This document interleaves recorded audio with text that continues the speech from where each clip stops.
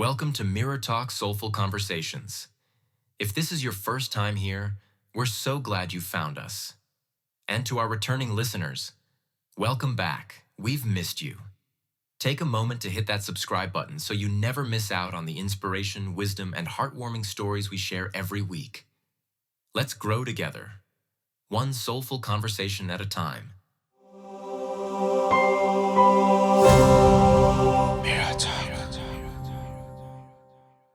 Hello, beautiful people, and welcome back to another enlightening episode of Mirror Talk Soulful Conversations. I'm Tobi, and as always, it's my joy to share this space with you. Today, we'll be talking about finding life purpose and integrating our vision into our businesses. Our guest is a purpose and mindset coach who supports clients across tech, coaching, and venture capital sectors with a very innovative approach. Welcome to the show, Veronica. How are you doing? Hi, Tobi. Thank you for having me. I am doing amazing. It's always a good day. Yeah. I mean, before we started recording, you showed me the view from your apartment. I'm like, wow, this is where I would love to live. I mean, if I was to give up everything to just be in that apartment, I'm going to do that. Honestly, everything is just it's such a blessing. I think we often forget and we become numb to the things that we have. Because you saw the view of my apartment for everybody hearing it. I'm currently in Costa Rica. But growing up here, I was numb to all this nature. And now every time I leave, even for a couple weeks, I come back and I'm like, wow, how do I forget and how do you get numb to this? So Mm, it's like I, everything in life, you just get numb to things. And yeah, beauty is one of those. yeah. Yeah, I mean, I think that's why it's important for us to be grateful for the little things in our lives so that we can be able to actually, not take them for granted. Yeah. Oh, awesome. I mean, before we even start recording, you've given me a little coaching service already, and I'm so glad. I'm so blessed already from it. And I'm looking forward to having even a much more deeper sort of conversation with you, which I will ask you more selfish questions like you already encouraged me to do. And also questions that I believe will, enrich the life of every listener that is listening right now. But before we go into that, thank you so much for agreeing to try our new format, which is about, trying out the wild cards. And so we'll be going through 4 cards, which I picked randomly before we start recording. And I will start from level 1, which is just an icebreaker. Level 2, which is confessions. Level 3 is getting deeper. And level 4 is supposed to be the hottest wild card. It might not be any serious thing, but it's just like a very wild, random question. And its purpose is just basically to know you, Veronica, better. And then, yeah. Are you ready to go? Let's do Are you it. ready to? Yeah. So the first card I picked randomly, I'm just going to turn it for the first time ever, is the level 1 confession. Which is the icebreaker. And the question is, who do you love most in life? I think I'm very grateful for all my family in life. But I think Mm, ultimately is, and obviously it's a work, but it's myself. Because you have mm, to love yourself first before anybody else can give you love. Because everybody else can give you love. And if you still don't love yourself, you will still not feel it. So I would want to say that it's myself. And obviously that's still an evolving phase where how do I get to love myself more? yeah. I love that question because from the way I know you already, it's not coming from a selfish place, but from the kind of energy that you bring to the table, basically. Like, okay, I have to love myself to be able to attract the right love into my life. I love that. Yeah, Yeah. it's like what they say, like passengers, like please put your mask on before you put the passenger's mask on in case of Mm, emergency. Because if not, your kid will not be able to get that mask because if you die, what happens? It's the same concept where we try to give love to others because we essentially what we want is to get it reciprocated, but we're never gonna be the love they give us is never gonna be to the extent that we want it to be received, if that makes sense. So it's like you first yeah, that have to makes start with sense. yourself because even you can't give out what you don't know how to feel. And you don't know how somebody Mm, should treat you if you don't treat yourself that way.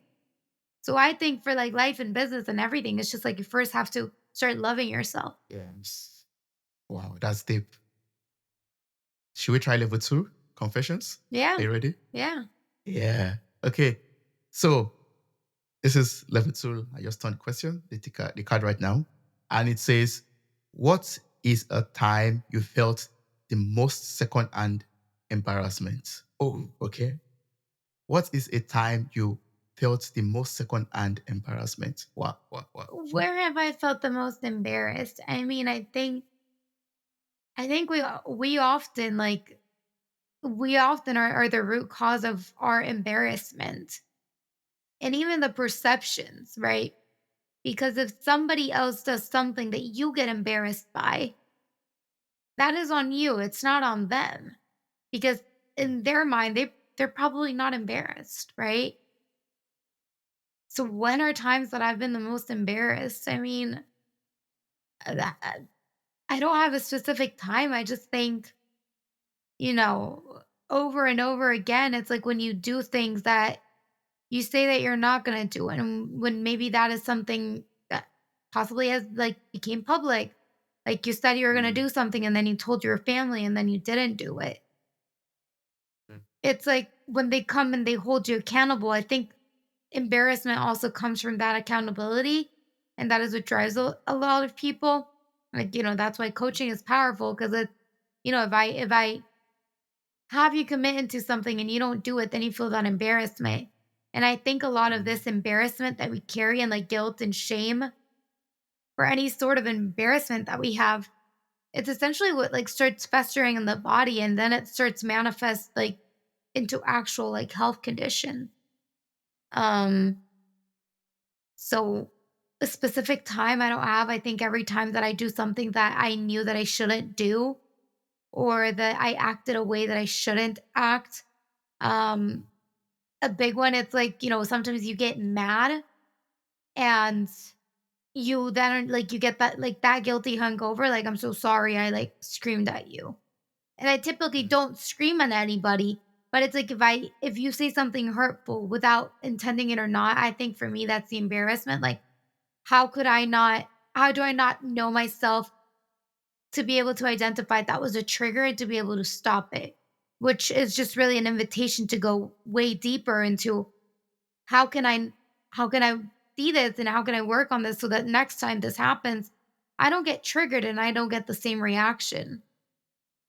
So that was probably yeah. a long answer to the question, but I think those things of what are you like what has been something that you've been embarrassed by? Like for me, it's everything like a homeostasis.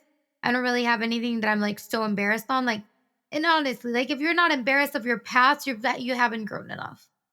Being That's completely true. honest, like I'm embarrassed of my past. Why? Because the person that I am now, I wouldn't be behaving the same way that I did before. But it's who I was. Mm, So I think everybody should have some sort of embarrassment because it means that they've grown. And the more that you hate your past, the more you know that you've grown and come a far way. But you also have to remember you can't hold that embarrassment. You have to let it go because of if not all of that, like it goes into money. Like you give your money away and there's a lot of these emotions that get entangled with money and that's why people also don't achieve the financial success. um yeah. so yeah, that's a long answer, but it's I don't hold anything to me Mm. for that I reason. love the answer. Yeah, and it's made me even reflect on myself and what we talked about before starting. No, I told you earlier that I love to play it safe because I believe if I fail in a business or in a trial of something, I will lose money and time. Also, I believe it's tied strongly to embarrassment. Like, oh, what will my family say if they ask me about the new business and I said it failed? I'll feel so embarrassed. When you said that, I was like, oh yeah, that's I never thought about it that way. But when you said that, I was like, oh yeah, that embarrassment is also stopping me from trying things out because I'm like, okay, what would they say? I'll feel so embarrassed. So let me try it. Yeah, and embarrassment, it's like the biggest thing that will stop yourself. Like Mm, I think I didn't care about anything. I was like, like what? But then I met my partner, and my partner truly does not care about anything. And he's like, I don't care to be embarrassed. I've never met somebody to that level, which like unlocked a new level for me. What we were talking about, the possibilities that I was like, wow, like he really doesn't care. And because of that reason, he was able to succeed, right? It's like all of us, we come our baseline is what we grew up with, right? So it doesn't matter if your baseline is lower or if it's a little bit higher. You'll never be able to achieve the level of success if you're always embarrassed or if you're always caring about what others think of you, what others will say about you, because everybody will have an opinion. In the end, it's just a projection of their own insecurities, of their own desires, of their own it's anything. It's just a projection. And Yeah. if you care about what other people think and if you're embarrassed, like, oh, I'm not gonna go and let me give you an example that people could be embarrassed. Like, go sell like water bottles in the street, or let me go sell some stuff in the street. Because you're like, well, what if people that I know pass by in their car driving by and they're like, oh, he doesn't have Yeah. money. Why is he selling in the street? First off, you don't Mm. know. He might actually be really rich and be doing that and because he likes it. Or it could be like, what do you care? He's trying to move forward and get a better life, something that you're not doing because you're only here criticizing him for actually trying to do something about it. Mm. So if you let That's that true. care and that embarrassment of being out there, then you're not going to get anywhere. Yeah, it's a big limiting factor if you think about what people think about you, you feel embarrassed from doing what you're meant to do. Yeah. It's such a big thing that holds you back. It's like Mm. even like imposter syndrome, like it's funny because all big people say like imposter syndrome never goes away. And it's like it does if you start removing that thing of what people say. If you go onto stage and you flunk it, even like let's be honest, even they pay you a couple thousand and you're like, "Well, that was awful keynote." It's like if you care what they say, in the end it will stop you from even going to another opportunity. You're like, "I was so embarrassed that you stop." And I'm not to say don't be caring. Like I think you should have a golden heart and not care about anyone. Why? Because you will always want to over deliver. You will always want to do the best that you can, but you're not Mhm. stopped by whatever your mind is saying. So one is controlled by Mm. your mind and the other one is controlled by your heart.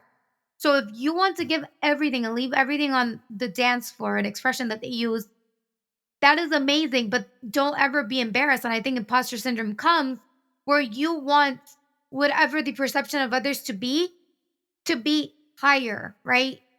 But it's like Yeah. in the end, they're going to perceive what they perceive, and you cannot control the way that other people perceive you. So if they think you No. sucked at your keynote, that's on them because they just have a different expectation, and maybe there was a miscommunication. But in the end, I think all different like factors like imposter syndrome and all these things that people say like you will always have them. I Mm. just don't agree on it. Mm. Yeah, people would always, they always talk about you or talk about other people. People always talk basically. And then if they don't talk about you, they move on to the next thing or to the next person or think about themselves at the end of the day. And Nobody they thinks about forget you that, so deeply. People forget about you very quickly. If you post yeah. something on Yeah. Instagram, trust me, nobody's thinking about how you look. They might for a No. second, but that's just a projection. Give it 5 minutes and you're off their mind. Exactly. On to the next post, on to the next person. Yeah. Yeah. Wow. I'm loving your answers already. So I'd love to move to level 3, which is about getting deeper. And are you ready for the third question? It says, what is one thing you would change about society? That One I would thing you would change change about about society or society. societal thinking. About society generally.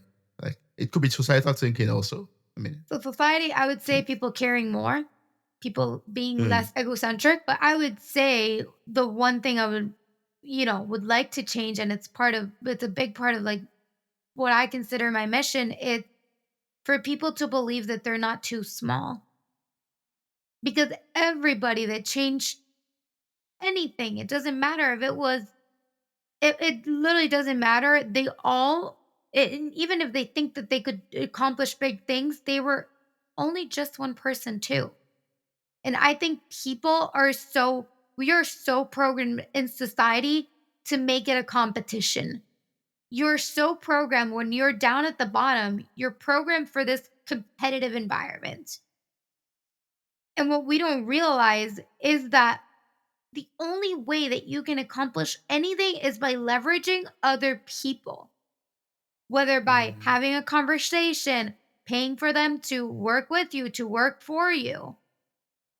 But even think about this, like, you are a same person. Nothing is Napoleon Hill conquered God knows how much stuff, and he was just a single person too. He was not that special.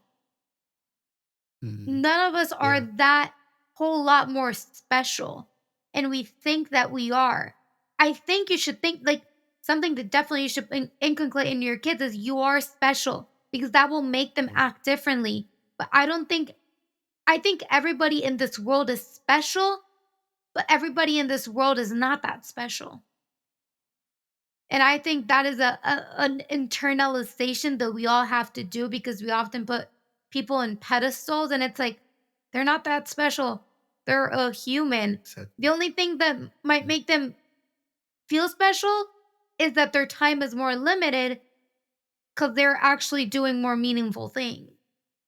mm, So the more, and that's why we also say the busier you are, the most productive you are. So everybody always tries to be busy.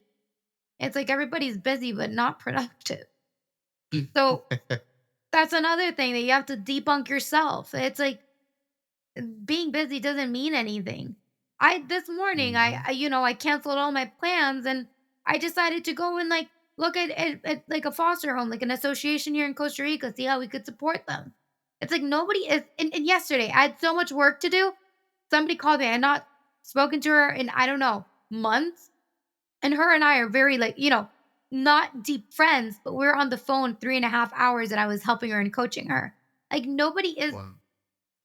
and she would have told me, like, let's book together 3 hours and a half. I won't even, like, I might be like, hey, I don't have 30 minutes. But if you just Mm, call me, like, if you just show up on the door, if you just ask, you might be impressed how much people will actually give you time. mhm. That's true. Yeah, and I can also confirm to that, or say, say that that's very true, because from knowing you from this very short period of time, I can say, yeah, you drop everything off to just attend. Like before we started the recording, you said, "Oh, am I allowed to coach you right now?" And I said yes. And then we went into a session of you asking me questions that really it's still making me think right now, and it's going to help me, to even let go of some beliefs and you know help my mindset also in some ways. Yeah, yeah, I can Yeah. say that that's true. You have to start believing more that whatever you are going to do, you have to start believing that you can make Mm, an impact. I facilitate, part of my work is facilitating understanding what's the impact that you want to leave. But in the end, it's up to you, and it's up to your belief. Like, I asked the person that this morning, I was like, what prompted you to start this? And now, mind you, he built it 24 years ago. He doesn't even have system for donation. I'm going to start there. He mm, literally runs a mom pop shop, but let me tell you, he's across multiple different countries here in Latin America, Costa Rica, Paraguay. I think like 5, but he's also in like New Jersey, United States, and then he's also in Toronto, Canada.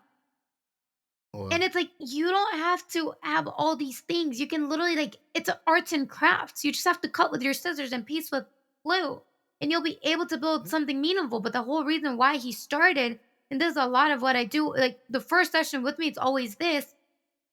But I asked him, "Why did you start this?" And he's like, "Well, because I was a kid living 4 blocks from here, starving and working myself. So I go beg to others so that they don't have to, so that the kids that are here don't have to." He goes and begs for money so that the kids don't have to beg, so that they don't have to live the begging that he had to do in the streets, to not be into drugs and that prostitute world, but that he could get something better.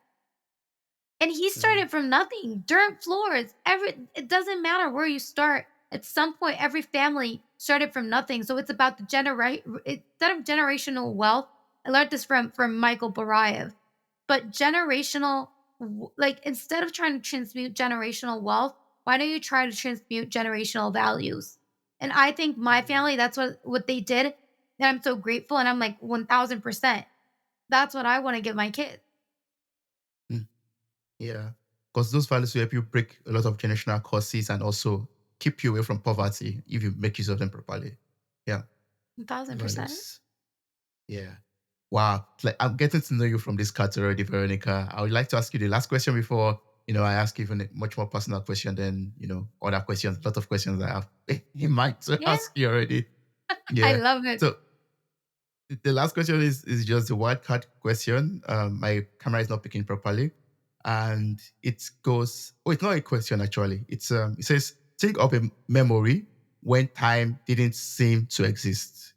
Explain the little details. Oh, okay. Think of a moment when time didn't seem to exist. Explain the little detail. I would probably say it was about a year and a half ago. And it's not Oh, a time because it was actually a very well, there's actually one moment that I remember very specifically, but I was in this beach, this like inlet in Majorca, an island from Spain. mm, And I had gone with two friends and we were staying there in Majorca, but I decided to grab my stuff that day and like go to the beach for a little bit while everybody was taking a nap and just go into the water. And I remember I was just floating around and like twirling in circles and circles and circles. And I was like, fuck, I cannot believe that this is my life. That I am here wow. doing nothing, twirling in circles, so blessed that I was like crying in the ocean. Just like Mhm. imagine like a little like I don't know like what are these things like the that do like that like Yeah, I don't know how you call them in English like una foca just like twirling around like in the the water birds. Yeah, like crying and feeling so blessed yeah. and honestly, I took 6 months for myself. I was trying to, like, work here and there, see what I wanted to do. I created, like, a diary, and I was studying, but every day I was just exploring a different place, and I was exploring a deeper part of me because I was doing Mm, ontological coaching, so it was a lot of introspective work, right? And I never knew what day it was. I it could have been a Wednesday, it could have been a Saturday. I'm like, wow, it's such a blessing. I just know what time of the day it is because I see the sun come down. But mm, I wasn't and I was single. I wasn't talking to anyone. My friends were all in America. So I didn't have anybody to talk to. Everybody was asleep and I was awake. So and I've always had a very tight circle. It's always been like my best friend and like my parents, and my brother that I talk to often. When I was there, I really wouldn't talk, so I was just there learning about myself. So it it was just me. It's like time wasn't existing. It was like 6 yeah. months of me doing whatever I want in a pure bliss. Mm. Like if I understand you properly, it's like for me, my imagination is like having a time to reset or time to recalibrate your life and see what you want to do and just time to re-energize also, to regain your energy. Yeah. I think that's the best thing I've ever done in my life. Taking like Mm, 6 months to a year, which in my mind yeah. I was still like, studying a little bit. I was doing an online certification, but it was Mm, really just taking time away from everything, everyone, and all I knew, and traveling constantly to countries where I lived the way that I wanted to, right? And mhm, there's this experiment that my friend shared with me, right? That it's about mice, that it's like if you keep them in the same place, there's three mice. If you keep them in the same place, their brain never grows. If you add a couple mm, factors, their brain grows by like 30%. But then if you keep changing an environment, it keeps opening and developing. And yes, I lived out of my country multiple years when I was in college and then working in kind of like my 9 to 5. But it was different because not only was I moving countries, but I was also really uncomfortable because I had no friends. I really didn't mm, have a job or work. I wasn't really doing anything. I was trying to dabble here and there. I would go to coffee shops and like work, but it was like maybe me reading, maybe me like creating prompts for my journal. Um, mm, so it was a lot of like, okay, I have nothing to do and all I have to do is sit with my thoughts. Which before I was never, ever with free time because I mm, always I couldn't sit alone with my thoughts. So I think it was the best thing I ever did in my life, and I wish that my kids go through that once they're at a place of maturity where what they don't want to do is party and like be out there getting validation from other people when they want to get to know themselves and, you know, really kind of get comfortable with the uncomfortable parts of whatever they develop in childhood of or their own limitations and introspections of their thought. I would love for them to just go a couple months on solo trips, going everywhere and being uncomfortable, not knowing the language. I went to Sweden and I was like, I don't know what they're saying, but here we are. Yeah, yeah. So I believe you grow a lot when you're in a place of discomfort. Like in a place of discomfort brings out more out of you, helps you to grow. Yeah. Leaving your comfort zone brings out a lot of out of you. A lot of great sense. yeah, Yeah. it's a big because of all the neuroplasticity, right? Like we say that and we don't Mm, understand it, but it's like, well, you don't understand all the new neuro up connections that you're creating in your brain when you do that. And that's the whole thing about mm, mindset and rewiring your brain for new beliefs and success. It's creating those new connections. Same as you do when you travel yeah. and you learn something new, when you study math, Mm, it's the same way mm, that you learn how to create a new belief in something that's more empowering, how to remove imposter syndrome. Same principle. It's not yeah. quick one and done, but it takes a couple months. That's true. Takes yeah, we have to put in mind that it takes time. It's not like from today to tomorrow everything changes. Yeah. No, it's years. Yes. And that will lead me to ask you a question about what you do already. You help a lot of clients, a lot of people out there to achieve their goals in accelerated time. So, when you answered this question right now, or you gave me, you talked about this experience that you had, I was thinking, oh, is this something everyone has to do, or I personally have to do, for example, so that by the time I'm out of this, that phase of, expressing the discomfort, growing from it, sitting with my thoughts, living in a moment where time does not seem to exist. When I come out of that phase, will I be able to achieve my goals faster in, accelerated time? Mhm. Yeah. Yeah. I think that's a good, something, it's something I'll love to try. I'll try that soon. Yeah. So So tell me the question. yes. No, I think it's a kind of question I'm asking myself too, because I know you help your clients to achieve their goals in accelerated time. Mhm. Like you help your clients to, yeah. So I was asking myself a question, I'm asking you indirectly also that, so if I take this time out to live in discomfort, to stay, to get to know myself better, to, just, you know, um, debunk all my thoughts, sit with my thoughts, let go of distractions, just being out of my comfort zone basically. If I do that for a period of time, 6 months, for example, 3 months, for example, by the time I'm out of that phase or that 3 months phase or that journey, by the time I come out, would I be able to achieve my goals then faster? Will I be able to say, okay, now I have a clearer picture of what I want to do in life, and I'll be able to then run towards it and achieve them, in accelerated time? Let me tell you a story about a client. And I actually so he was one of my first clients. I was like, "Hey, can you work with me? I want to see how, how I do with this." It was actually Mm, like my free clients because that's I was like, "Well, I don't know if I'm actually good at this." And we started mm, working together and he's like, "Well, I don't have anything that I want to work on. I don't even have a business and I know that's what you do." Or what that's what you want to do. And I was like, tell me about it. I was like, you do, right? Because I always wanted him to be an entrepreneur. Because I was like, I know mm, what he is capable of. He's brilliant. And he had this idea about a company, but he's like, that for me is like on a timeline of like 8 years. He's like, I need to learn more. We started working together and he's like, you know what? I'm actually gonna change the plans. Like, I'm gonna launch this company in September, which was basically pushing back the timelines to 8 months. So it's like wow. the speed, and here it's like maybe where your the question or the answer to the question that you wanted is the speed of your success is determined by your self-belief. Mm, Because you only get as much, like, let me tell you something super simple. You only get as many clients as you think your service is good. Trust me, when I thought my service was not good, I couldn't even sell this to my friends for free. Well, they did because they knew my character. But all is to say, energy, like sales is an energy transfer, right? Every business needs sales. even here, how do you get more people to buy into listening to you? It's not monetary sales, but you're still trying to buy their time to listen in, right? Yes. Yes. Every Yes. business has a sense of sales.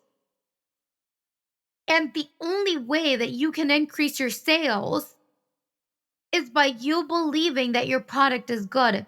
So I don't work with people that I don't believe that they can actually deliver on what they want to do. Why? Because I Mm, think they might need to go and do some more research, right? I don't mhm, want, let's say, a doctor, he hasn't even graduated, he doesn't know, I don't know, a very like somebody that does jewelry and doesn't even know how to what gold is. I'd be like, I love that you're envisioning gold, but if you want to create jewelry from start to finish, you should start learning what gold is. If you just mm, want to design how structures are made, maybe go learn how you like, is that even possible to put it that way? Because in mm, the end, mm, I cannot help you if your product is not actually good, because I cannot help you believe that your product, the people that buy your thing are better off. Let me give you the clearest example in history: diamonds. yeah. Diamond is a piece of a rock that people pay thousands on. And there was a psychology created that the amount that you spend on a money on a ring is the amount that a woman will internalize how much she's worth to her partner. So if you get her a $100 ring and she thought it was worth $10,000, there's a discrepancy there. Mm, yeah. And if you tell her this is 10,000, sweetie, versus this is $100, she will feel like, oh my God, he just spent X amount of months' salary on me, versus, oh, he literally just whipped that from and we didn't go to dinner and he got me a ring, which Yeah. they sold the idea that the worth of your marriage and the worth of how your wife feels around you is determined by that stone, that rock. And they believed that that was the thing. So why do you think people buy? Because if I buy $100 ring, $10,000 ring, $50,000 ring, then I love my wife more. So Mm, how do people sell rings in the streets? Oh my God, but have you seen this ring? Like, your wife will think that you love her and all of this. Like, you should get her the bigger one. It's all mm, sales. So mm, they believe, because they believe too, that their marriage is going to benefit if they get a higher ring. Obviously, it's an eccentric part where they want a bigger commission, but it's the same principle. And it's like you sell anything. I need you to believe that what you're selling is the best because you know. Then I'll work on your worth. We'll work on how much you should actually charge because you have to know your self worth. I personally, like, we're in Black Friday offers now, and I'm like, I will never give a discount, but keep that in mind because that's a great sales strategy. You don't have to spend all the yeah. money right now, but then you know what they actually think they're worth, because if they lower their price, that's what it's worth. It's not to say Yes. price is a myth. It's always negotiable. Hmm. So it's That's true. about what how are you even selling yourself? You as a buyer. My Mm, partner, he will never pay full price for anything unless obviously it's a corporation. But we go to a bazaar and they're like, "You're not American. You know how to like bargain." And he's like, "Well, because I know price is a myth." true.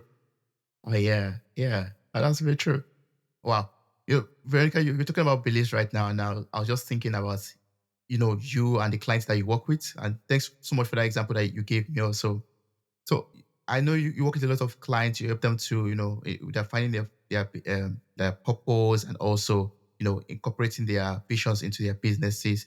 I believe that you've met with a lot of entrepreneurs like today who, have a lot of self beliefs, self limiting beliefs, basically, that's holding them back. So I'm just curious to know, like, what are like some of the most common self limiting beliefs that you've encountered with your work with entrepreneurs so far? There's three limiting beliefs that Morty Lefko says that all human nature has, right? And everything comes down to that. I'm not good enough. Um, Making mistakes is wrong. And then what was the other one? It just flew my mind. It'll come back. But Yeah. I think to the root of all of us is the self-worth. In the Mm. end, like even imposter syndrome, what does that come down to? You not thinking that others are gonna, others maybe criticizing you, others not thinking it was good enough, which you are internalizing, I'm not good enough. Making mistakes is Mm. is bad. It turns to Mm. the place of like I think we were talking about this offline, but it's like risk, Yes. right? Yes. What's the worst thing that can happen? You take a risk, you lose all the money, then what? You start Mm. over. But like I said, Yeah. you can build a multi-million dollar empire, I truly believe, based on passion, curiosity, and a lot of self-awareness. I do think you have to invest in somebody that, or even books that help you really become self-aware. Doesn't have to be somebody. It can be just a $20, $30 book. It will help you a lot. But if you have those three, and we talked about it offline, where if you're passionate enough, you can literally sell anybody on any idea that you have. If you watch Mm. Shark Tank, that is what they do. They sell ideas. Passionate. Sales is just a transfer of energy. Whoever has the most self-belief, they have the self-belief that you can't do it, they're winning. If you have the self-belief that you can do it, you're winning. You have enough Yes. curiosity, you ask enough questions to have enough information and data to actually make a smart decision, and you're actually researching everything to understand what's kind of smart versus not. And then if you Mm. have enough self-awareness where you know what your limitations are. For example, oh, I know I have a fear of abandonment because of XYZ, so I'm not going to take it personal this way, and I may feel reactive this way. But it also helps you know what things trigger, because if you're in a negotiation with an investor, they say something you didn't like, Mm. maybe a comment, then you know it could be a trigger and you immediately put a barrier up. But if you know that's a trigger for you, then you're able to stay open and be a normal human and react the right way. And you're able Mm. to know how to navigate different people and different personalities. So, I mean, a lot of self awareness is a lot of emotional intelligence, but it's a lot of emotional intelligence about oneself. So, I think with Yeah. those three things, you can build a business on anything. Oh yeah. That's it. Yeah. Wow. Yeah. That's why I said, like earlier today, because I know offline you coached me a little bit on that already. I was like, yeah, okay. Well, I wanted also to have it on recording too, because I know it to help someone out there also. Yeah. Like invest in the coach, invest in books also that could help you, grow and know what you, yeah. Let's go those limited beliefs. Yeah. Take those risks. Yeah. Make those mistakes. I'm not Yeah. saying go and invest a couple thousand, like thousands on dollars on a mentor. Eventually, you will need more to get to a higher level. So but you're probably making more money. So that's when you go and invest. But if you're just starting out, start with Mm. books, start with Googling, like, what can I journal on? I'm not much of a journaler. I personally am somebody that prefers talking things out. But listen to audiobooks, listen to podcasts like this. Like, there's so many free resources out there. And if you have a little bit more money, then go buy some books. Then go do all these things. You have a little bit more, go get into rooms, go get a mentor, go get a coach. But just be so cognizant of what you're investing your time in. I think people give Yeah. money and time so loosely nowadays. It's true. Yeah. Wow. Well, Veronica, while preparing for this conversation, I got to know more about you, and I found out that at the age of 22, you're already managing eight-figure businesses. You're already collaborating with the executives. And I was just thinking about myself. I was like, at the age of 22, I was in college, but my dreams were like so small. Like I was not doing any of those big things. So that made me want to ask you. Like I was like already eager to ask you this question. I was like, for someone who is at that age, 22, or even me right now at the age of 30, who still does not have it all figured out yet. I have it figured out to some extent, but who doesn't have it all figured out? What are like some steps that someone could take to discover their purpose and passion if if they feel stuck or they feel uninspired to take those to achieve their dreams or do what they have to do. So I'm just going to say this, nobody has everything figured out. And if they do, they're probably dead. Because when like, let's be honest, you can have an amazing relationship, right? You can have an amazing job, an amazing this, but I think complacency is the death of you. If you're not working on improving your relationship to making it to a place that everybody in the world literally admires your relationship, or anybody that you could talk to could see that, Mm, then you're not there yet. There's nothing, nobody's a master in anything. When you think about it, physically, the world with all its mass, we can only physically see 30% of it. And let's be honest, even if I live in this building, even if I live in Costa Rica, I'll never see every apartment in this building. I mm. won't see all of Costa Rica. And this is just one No. country. So imagine how many places in the world we don't see. And even if we go see one place in the world, imagine how much surface we don't see. So I think anybody that pronounces themselves an expert, which an expert just means that you are adequate enough and you're have had enough experience. But to be Mm, honest, nobody's an expert. Nobody has it all figured out because there's so much more. Like I said, 30% of the physical of the world's mass is only physical. Imagine how much of it you really actually start to discover. So if you think you have an amazing relationship, you should always ask, how can it be better? My partner taught me mm, something very important. And he's like, every day, I think how I show you more love and how I show you more respect.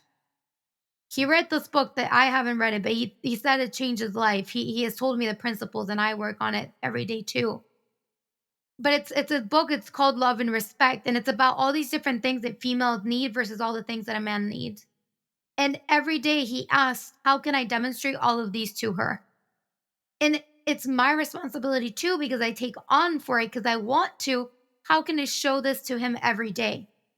So I'm just gonna say nobody has it all figured out. And even if yeah. everything's perfect, let me tell you, a week ago, I was like, man, should I cancel my event? And I was like, no, Mm, you know what? I think right now, this is what's happening for you so that you know that you can achieve anything in whatever timeline for it to be the reinforcer of the belief that you have. mhm. So Yeah. nobody has it all together, but I would say the first step to even like the first step is learning how to love yourself, right? Mm, Because I know that's how my journey started. I used to Google every day, how do I love myself more? Because that's what I always saw on internet. And it's not a lot about loving yourself more. It's about what source can I let go to come back to myself, to come back to my truth. Because when you were a little mm, kid, you loved yourself unconditionally. If the yeah. world was ruled by kids, everything would be so much better. Everybody would be friendly. Everything would be so light. It's all Yeah. these different things and grudges that we hold on to that make the society and builds war and builds all this resentment built up on people. A lot of our leaders of Mm, our world, if you look at table of like if you read the book Letting Go by David Hawkins, a lot of our leaders and politicians of our world live from a place of ego. So yeah. That's that's true. a great book to start to understand yourself.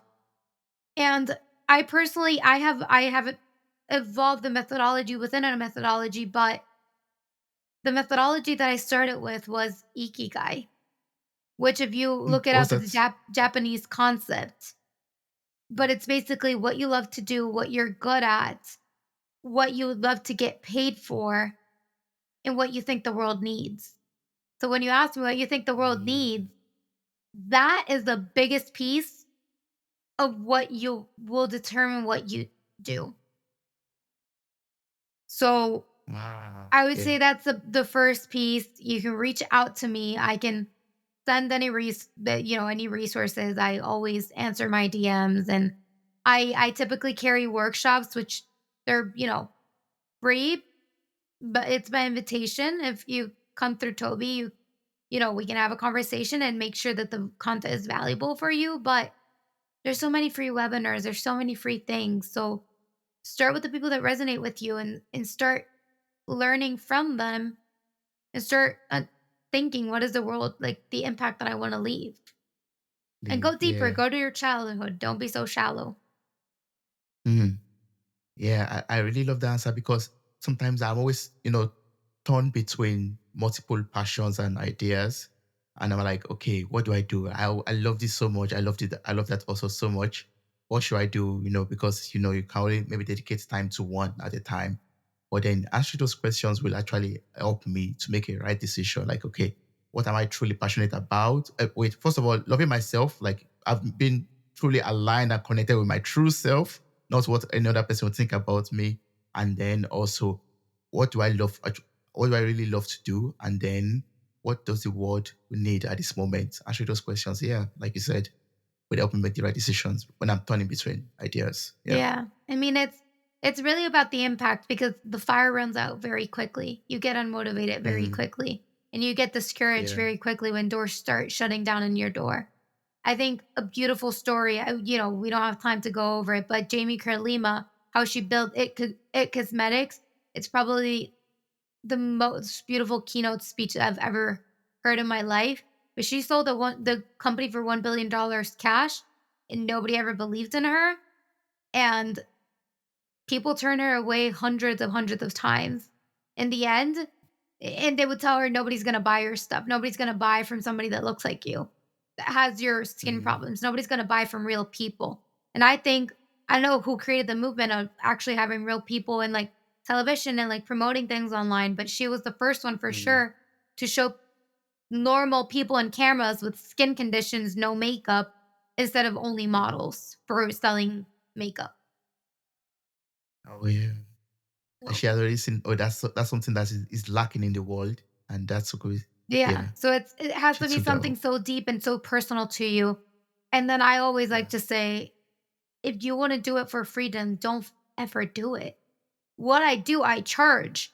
But the whole reason I would do if I had $1 billion, $1 million, I would still be doing what I'm doing. And why do you charge? Obviously, because we live in a materialistic world, but it's also because it's a different energy that people show up with because they have skin in game.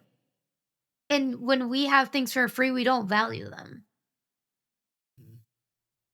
That's true. Yeah.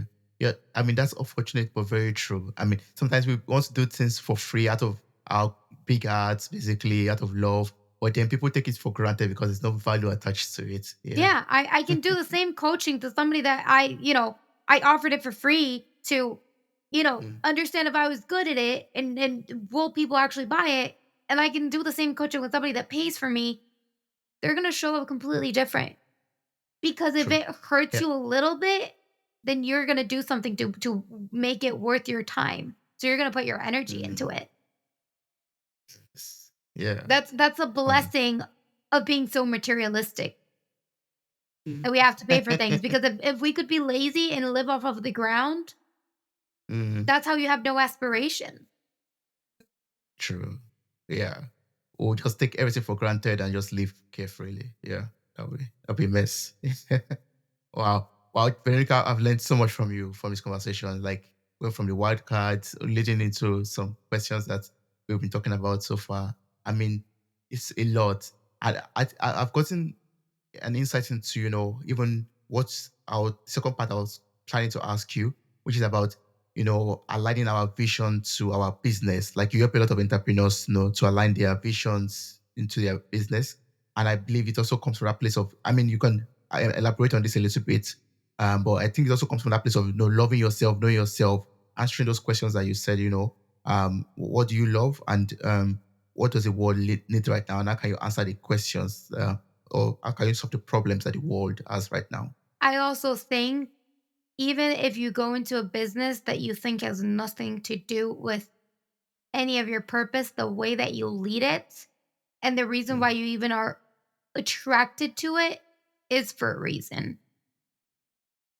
Somebody that is in insurance will be like, "Oh, it's because I saw my parents," somebody that it like lends money. It's like, "Well, I saw my parents fight about money and all of these." Like, it's so fascinating. But I went to a workshop with a very pronounced mentor, and everybody there.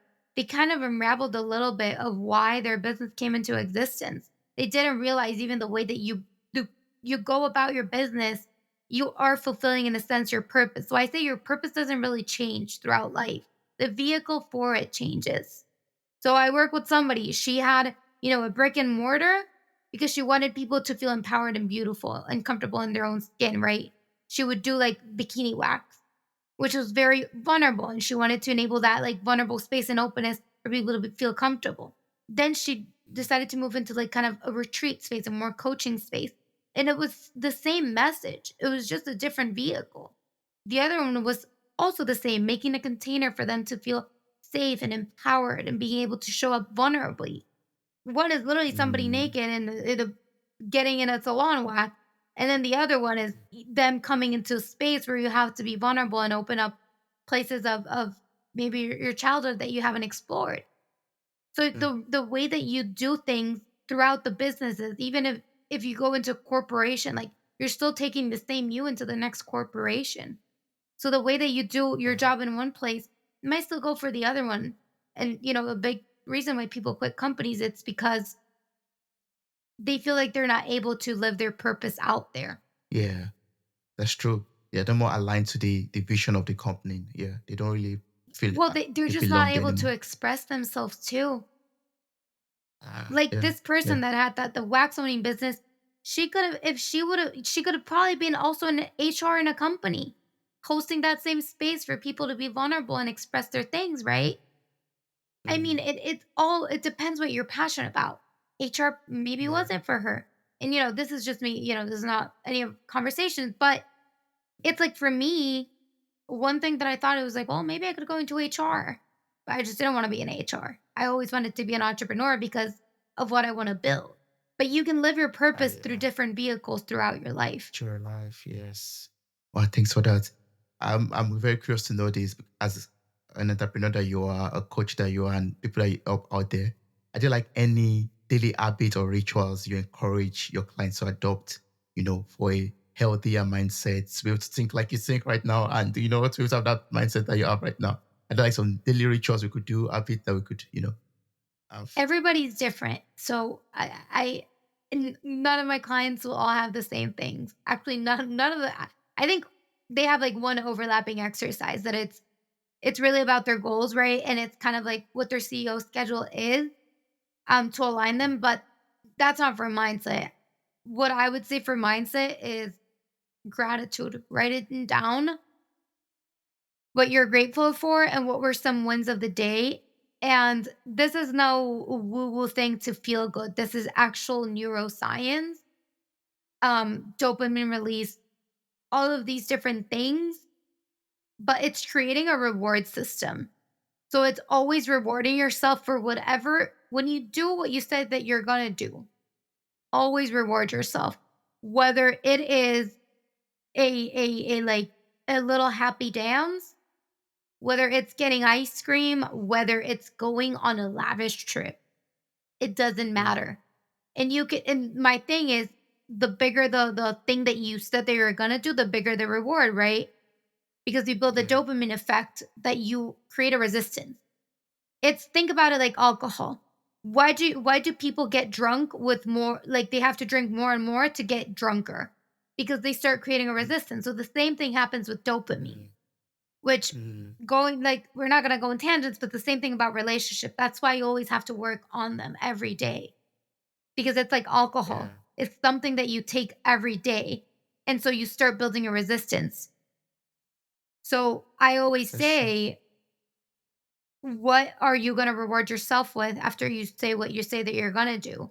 And it's like every night thinking, what are your wins? Because then there's a neuroplasticity happening where you're actually creating things of like, oh, okay, I'm rewarding myself. Like things go well. So then you like also start seeing like, oh, so many positive things. And then you activate the reticular activating system. And then you're looking for the good and you create a more positive mindset. And it's just kind of like, it's a trickle effect that goes through it. I think we often go Mm, and we understand the basic principles, but it's like behind your mindset, like the actual internals of the brain, which I'm no neuroscience expert. I just love the topic. There's a lot going on. So it's like if you do these small habits, for me personally, I need the science in order for me to get on board with it.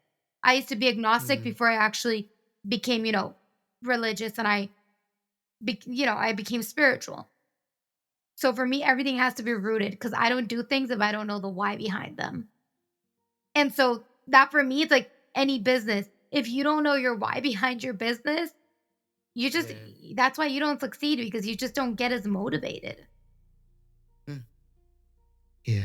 This is another answer to the question and what we talked about earlier. When you feel uninspired or you feel stuck, knowing your why could be very helpful too.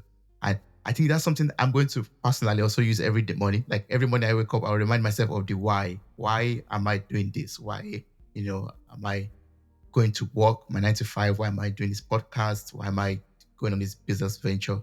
And also what you talked about gratitude. Gratitude is very important. So not taking things for granted. Wow.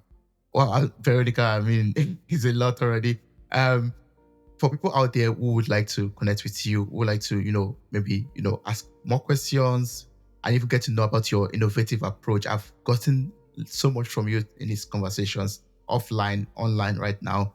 And also, people that still want to benefit more from this. What's the best way to contact you? What's the best way to reach out to you? DM me on Instagram. That's where I am day in, day out, which is just Veronica Kissling. Kissling as it sounds with a double S. I'm sure it will be linked down in the notes, and just let me know that you came through Tobi's podcast and reach out. Awesome. I'm going to place the link to your Instagram on the show notes of this episode. If you just want to play around, follow please follow Veronica on Instagram. Or if you also want to check out what she does, there's a link tree link in our bio on Instagram. There you could also see more things and you could check them out and get used to the services, the wonderful services that Veronica also provides. Thank you so much, Veronica. I really appreciate your openness and the passion behind the answers that you gave, and also the way you answered them and opened my eyes to a lot of things that would help me to even become better in my business and in general and life in general also. Thank you so much. I appreciate this. Thank you for having me. Wow, you made it to the very end of this episode. Thank you so much for listening. I'm grateful for your time, your love, and your contributions. Subscribe, like, review, and share this podcast. God bless you. Bye. Bye.